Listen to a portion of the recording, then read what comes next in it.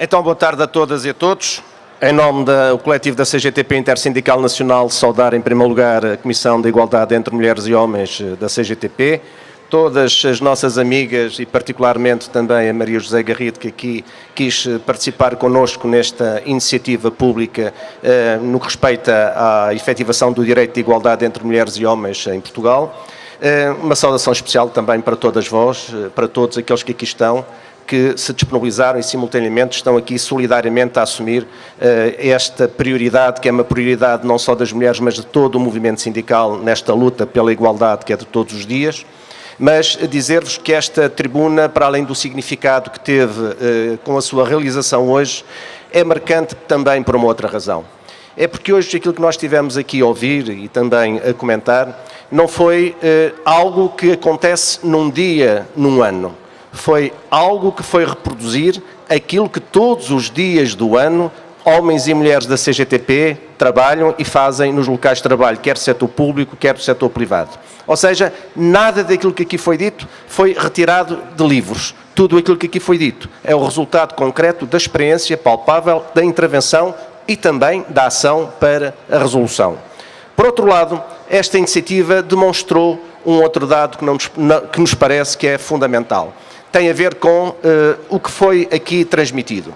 O que nós constatamos é que estamos perante uma série de exposições que confirmam que há um libelo acusatório que continua a ter que ser utilizado contra aqueles que fazem da discriminação um espaço não só de desigualdade entre mulheres e homens, mas acima de tudo de exploração, de acentuação das desigualdades e também do empobrecimento geral. E para nós, nesta questão da discriminação, nós vemos-la como um instrumento de divisão e de subalternização do papel da mulher no trabalho, na sociedade e no país. Mas não só. Vemos também na discriminação uma tentativa de desvalorização dos trabalhadores e das trabalhadoras e já agora de harmonização social por baixo. Quando aqui falamos na questão da igualdade e quando vários exemplos nos foram transmitidos sobre a pressão que hoje continua a existir no plano salarial, no plano do assédio, no plano da não concretização, da efetivação de direitos, nomeadamente de maternidade, e que são solicitados pelas mulheres, o que nós estamos a verificar não é só um ataque aos direitos das mulheres e ao princípio da igualdade. É muito mais do que isso. É que a partir deste ataque aos direitos de igualdade entre mulheres e homens, estamos também a assistir a uma subversão do conceito de igualdade. Porque a lógica que está em marcha é o nivelamento, num pressuposto da igualdade, dos direitos por baixo. Direitos por baixo para as mulheres e direitos por baixo para os homens. E se olharmos à nossa volta, o que é que nós constatamos? Hoje temos 21% dos trabalhadores e trabalhadoras com o salário mínimo nacional. Há 5 anos atrás tínhamos 11%. Ou seja, há uma igualdade, mas é no pior sentido, há uma subversão, porque há, digamos, um abaixamento dos salários para todos, sem exceção. Em segundo lugar, a questão da precariedade. O que nós verificamos é que a precariedade devia de ser uma exceção, mas hoje é-nos apresentada e é, digamos, concretizada numa perspectiva de regra, ou seja, que se generaliza. É um vírus que está a perturbar e, sobretudo, a marcar negativamente a sociedade. Cá está mais uma subversão daquilo que devia de ser o conceito de igualdade, quer a estabilidade, quer a segurança, quer um rendimento adequado. Não, também aqui há um achatamento destes mesmos direitos. E depois é aquela que tem a ver com as condições de trabalho. Quem é que aqui não está, não sabe, não sente e simultaneamente não luta contra aquilo que hoje se passa em muitos locais de trabalho? E não falamos só do setor privado. Falamos do setor privado e também falamos do setor público. Ou seja, o Estado, que devia de ser o primeiro a dar o exemplo relativamente ao cumprimento de um conjunto de regras, muitas das vezes é o Estado que dá o mau exemplo e até dá o sinal negativo ao setor privado para seguir esse mesmo caminho. Falou-se aqui, entre outras coisas, do horário flexível. E vejam, camaradas, amigos e amigas, as contradições que isto encerra. Então, mas não são as entidades patronais que primam tanto, que exigem tanto a flexibilidade dos horários de trabalho? Então, e porquê que resistem e, sobretudo, contrariam o direito das trabalhadoras ou dos trabalhadores exigirem horário flexível para dar assistência às suas famílias e particularmente aos seus filhos. Pela razão que todos vocês sabem, é que a flexibilidade que eles defendem são eles que determinam e impõem.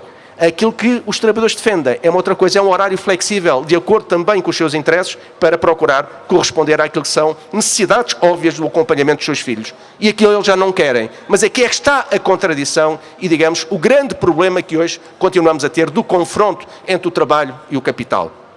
E quando falamos nos horários, quando falamos nos salários, quando falamos na qualidade do emprego, quando falamos na maternidade e paternidade, estamos a falar, acima de tudo, do trabalho.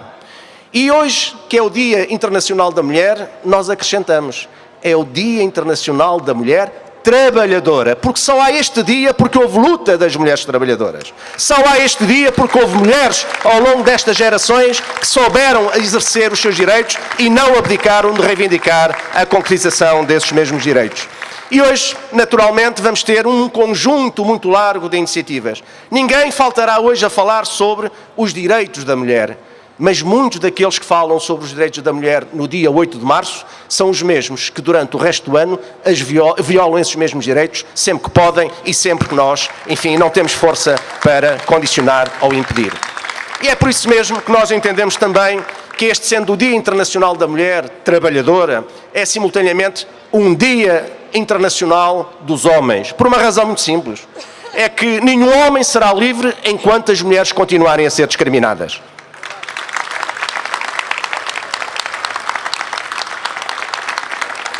E é perante isto, camaradas, amigos e amigas, que nós pensamos que o desafio que temos pela frente é gigantesco.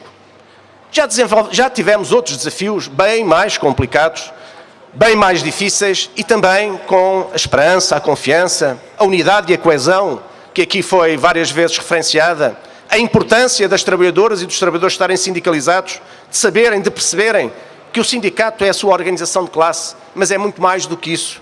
É o seu espaço de intervenção, de proposta, de crítica, de ação, de intervenção coletiva. Tudo isso nos levou a dizer, ou nos leva a dizer, que demos passos significativos. Há 2 anos atrás, se não estou em erro, se não estivemos aqui, estivemos, algures, num outro espaço qualquer de Lisboa, a comemorar o Dia Internacional da Mulher. E nessa altura tivemos a oportunidade de dizer, em 2015, ainda não se tinham realizado as eleições para a Assembleia da República, só tiveram lugar em outubro, como sabem. Nessa altura tivemos a oportunidade de dizer, precisamente em março, mais concretamente, ali no final de uma manifestação que fizemos e terminou nos restauradores, algo que acabou por se concretizar uns meses depois. E fizemos uma referência a alguém que, sendo homem, foi alguém que marcou também o século XX e o início do século XXI. Falamos concretamente de Nelson Mandela. Nelson Mandela, como todos nós sabemos, foi um homem que lutou toda a sua vida contra o apartheid.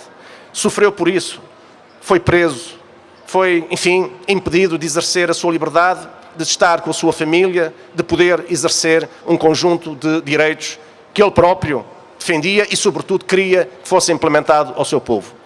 E ainda estava na prisão e muito longe de saber que, eventualmente, um dia seria pela força da luta das suas convicções, de causas, mas também do seu povo libertado.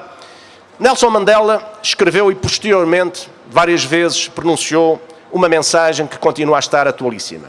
Dizia ele naquela altura, uma altura, enfim, de trevas, enfim, uma noite escura na África do Sul, de que tudo parece impossível até ser feito. E aquilo que se provou com a vossa luta, com a luta de trabalhadoras, mulheres e homens deste país, é que aquilo que parecia impossível, que era a queda do governo do PSD-CDS, acabou por se tornar possível com a vossa luta, com a nossa luta e, sobretudo, com a nossa confiança. Mas, tal como valorizamos aquilo que foi conseguido, tal como não podemos deixar de registrar hoje, aqui neste dia muito especial, para todas as mulheres e homens que lutam pela liberdade, mas sobretudo pela coesão e o progresso social do nosso país, também não podemos deixar de referenciar o que foi conseguido do ponto de vista da reversão da política de cortes nos salários e nas pensões e também da reposição de rendimentos e direitos. E tal como há 1 ano e meio aqui atrás, também hoje, creio que mais do que falar no passado, nós temos que perspectivar o futuro. E o futuro desta sociedade passa inevitavelmente pela valorização do trabalho e das trabalhadoras e dos trabalhadores. Este país não terá futuro se porventura não valorizar o elemento mais importante que tem no seu seio, que são as mulheres e os homens trabalhadores. E para isso mesmo é necessário que este Governo tenha mais atenção às questões laborais e sociais, fale menos e faça mais. Ou seja, é preciso que um conjunto de medidas sejam tomadas o mais depressa possível. Em relação à legislação laboral, não se pode dizer que se é pela igualdade entre mulheres e homens e depois ter uma legislação laboral que é do tempo da Troika e da política direita, que promove as desigualdades, promove o empobrecimento e generaliza a pobreza laboral. Não é possível dizer que se é pela igualdade entre mulheres e homens, mas quando se bloqueia a contratação coletiva e se impede que a atualização dos salários seja feita anualmente, não é possível dizer que é preciso mais igualdade quando se generaliza a precariedade e se acentua as desigualdades, desde logo a partir do local de trabalho. Portanto, é necessário mexer nas normas gravosas da legislação laboral.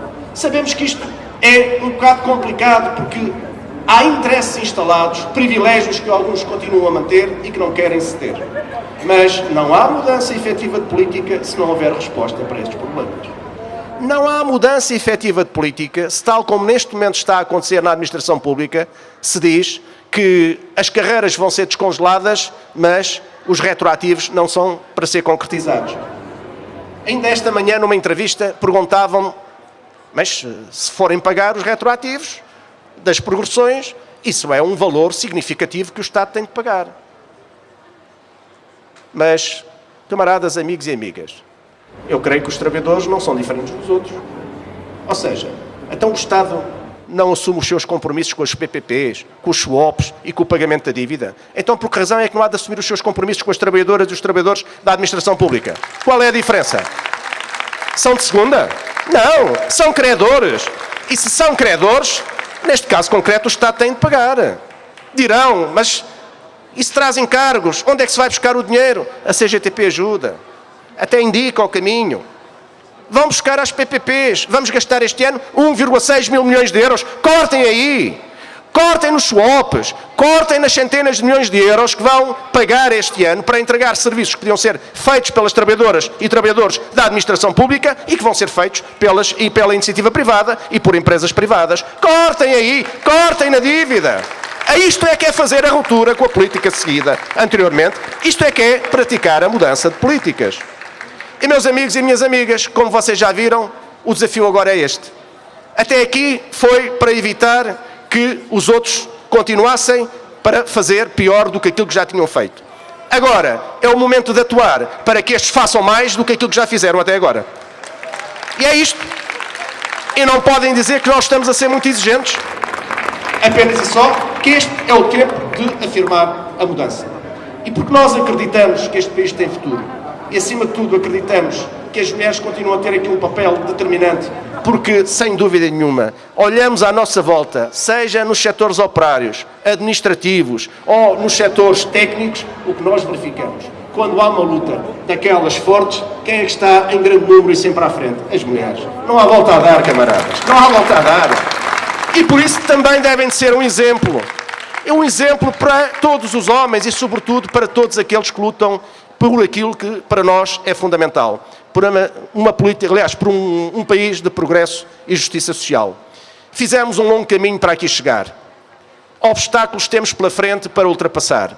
Mas, como sempre na vida, nós acreditamos que este projeto tem futuro, este projeto da CGTP, acreditamos nas mulheres e nos homens e acreditamos que mais mulheres e mais homens sindicalizados vão dar ainda mais força a esta luta que é de todos e para todos, para que Portugal se desenvolva, seja mais coeso e, acima de tudo, valorize o trabalho e os trabalhadores. É este o caminho, é por aqui que vamos e, com certeza, como no passado, com mais dificuldades ou menos dificuldades, mais cedo ou mais tarde, nós vamos conseguir atingir os nossos objetivos. Vivam as mulheres trabalhadoras, vivam os trabalhadores, viva a CGTP Intersindical Nacional.